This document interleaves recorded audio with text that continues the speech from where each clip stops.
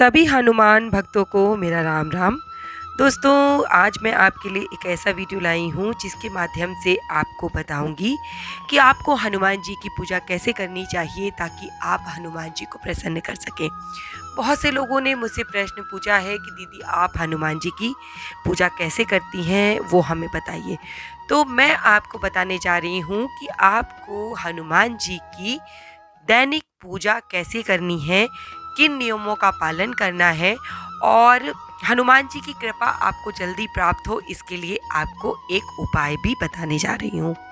दोस्तों, हनुमान जी की पूजा आप किसी भी समय कर सकते हैं। अगर आपको सुबह में टाइम हो तो सुबह में कीजिए, शाम को टाइम हो तो शाम को कीजिए, पर कीजिए जब आपके पास टाइम हो तब ही। देखिए, ये आपके सुविधा पे डिपेंड करता है कि आप 5 मिनट करते हैं, 10 मिनट करते हैं, जितनी भी देर कीजिए, लेकिन पूरे दिल से कीजिए। तो आप हनुमान जी की पूजा सबसे पहले इस बात को ध्यान रखिए कि आपको पूरी श्रद्धा, पूरी भक्ति, पूरे विश्वास के साथ करना है। समय आपके ऊपर डिपेंड करता है कि आपके पास कितना है। अगर आप सुबह में पूजा करते हैं तो सबसे पहले आपको स्नान करना है। प्रातःकाल स्नान ध्यान से आपको निवृत्त होकर हनुमान जी की पूजा का संकल्प लेना है और पूजा की तैयारी करनी है।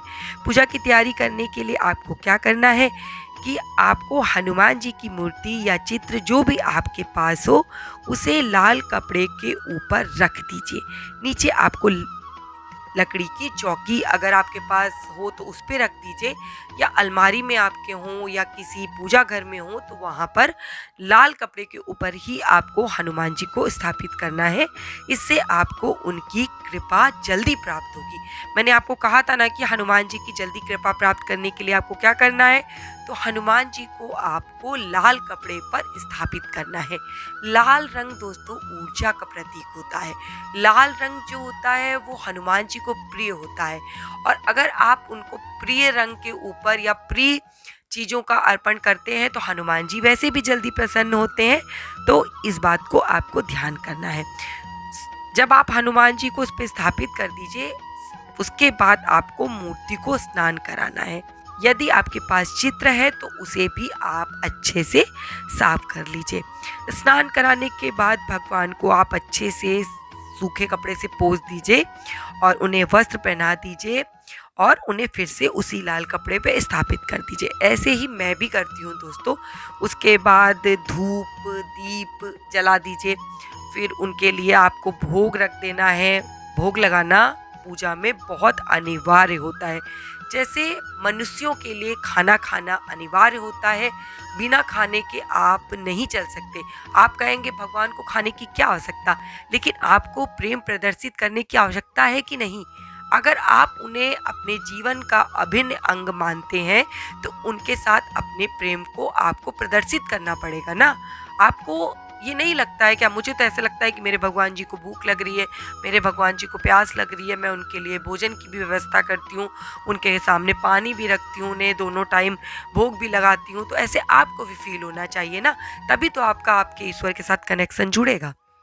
उसके बाद इस तरीके से आपने दीपक जला लीजिए, धूप लगा दीजिए, भोग लगा दीजिए। फिर हनुमान जी को आपको तिलक लगाना है, सिंदूर चढ़ाना है। और तिलक आप चंदन से लगाइए, पीले सिंदूर से लगाइए, लाल सिंदूर से भी लगा सकते हैं, लेकिन हनुमान जी को जो है वो पीला सिंदूर चढ़ाना बहुत शुभ होता है। औरतों को हनुमान जी को सिंदूर पत्ते पे रखकर, पीपल के पत्ते पे रखकर अर्पित कर सकती हैं, उनके चरणों में वो रख सकती हैं। मैं अपनी बता रही हूँ, मैं अपने बाबा को टीका लगाती हूँ, मैं झूठ नहीं बोलूँगी, क्योंकि मैंने पहले भी कहा है कि मैंने बाबा से उनको अपना बेटा बना कर रखा है। तो एक माँ के लिए अपने बेटे को छूना कोई पाप नहीं होता है। तो आप भी उनके साथ कोई रिश्ता स्थापित कर लीजिए, उन्हें अपना भाई बना लीजिए, उन्हें अपने पिता के रूप में समझ लीजिए, उन्हें अपना बेटा बना लीजिए। तो आपको पूजा करने में फिर डर भी नहीं लगेगा और भगवान के साथ आपका एक कनेक्शन भी जुड़ जाएगा। टीका लगाने के बाद उन्हें फूल चढ़ा दीजिए। अगर आप माला लेकर आए हैं तो वो माला पहना दीजिए। उसके बाद आपको जो भी उनकी पूजा करनी है, जैसे हनुमान चालीसा पढ़नी है, बजरंग बाण पढ़ना है, सुंदरकांड पढ़ना है, जो भी पढ़ना है उसे इत्मीनान से, ध्यानपूर्वक, पूरी श्रद्धा से पढ़कर बाबा को सुना देना है और बहुत ध्यान से उसको कीजिएगा ताकि आपको भगवान की पूजा का पूरा लाभ मिले। हनुमान जी का जिस दिन आप व्रत रखें उस दिन नमक, मिर्च और तेल का प्रयोग आपको नहीं करना है, नहीं तो बाबा का जो व्रत है वो पूरा नहीं होगा। अंत में हनुमान जी की आरती करें। उनकी आरती आप घी के दिए से भी कर सकते हैं, तिल्ली के तेल के भी दिए से कर सकते हैं, कड़वे तेल के भी दिए से कर सकते हैं। इसमें आपकी सुविधा पहल आती है, आपका सहूलियत पहल आती है। आपके पास जो हो आप उससे दिया जला लीजिए। रुई के जगह आप अगर कलावा जिसे मौली बांधते हैं उससे दिया जलाते हैं तो वो आपके लिए ज़्यादा कल्याणकारी होता है। मैं दोस्तों ऐसे ही अपने बाबा की रोज़ पूजा करती हूँ, जैसे मैंने अभी आपको बताया, कुछ खास नहीं करती हूँ। जैसे आप अपने भगवान की पूजा करते हैं वैसे मैं भी अपने हनुमान जी की पूजा करती हूँ। ऐसे ही हनुमान जी की पूजा कीजिए। आप कितनी भी देर पूजा कीजिए, इससे कोई फ़र्क नहीं पड़ता है।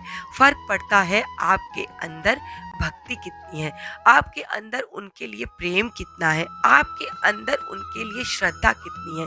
जितना आपका विश्वास पक्का होगा, हनुमान जी की कृपा आपको उतनी जल्दी प्राप्त होगी। अगर विश्वास ना हो तो एक बार मेरे बताए तरीके से पूजा कीजिए, बाबा से प्रेम कीजिए और मैं बाबा से प्रार्थना करती हूँ कि बाबा मेरे जो भी भक्त आपकी पूजा करे, आपको सच्चे दिल से पुकारे, आप उसकी मनोकामना पूरी कीजिए, उसके परिवार पर अपनी कृपा दृष्टि बनाए रखिए। इसी के साथ जय श्री राम, जय बाबा की।